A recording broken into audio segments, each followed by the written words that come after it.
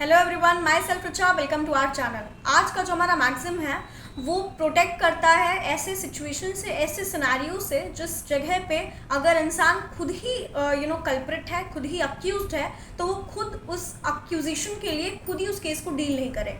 हम बात कर रहे हैं लीगल मैक्सिम की, जिसका नाम है नेमो जुडेक्स इन कॉजा सुआ। इसका मतलब क्या होता है? इसका लिटरल मीन्स पे अगर जाएंगे तो इसका मतलब होता है no one should be the जज इन हिज ओन केस।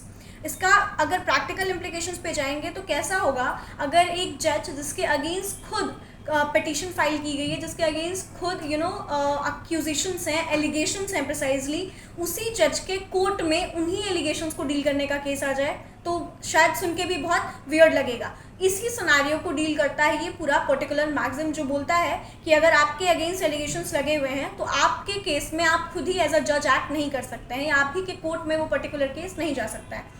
इसका एक और अगर प्रैक्टिकल इम्प्लीकेशंस की बात करें तो Nirbhaya gang rape case, I guess everyone is well aware of that.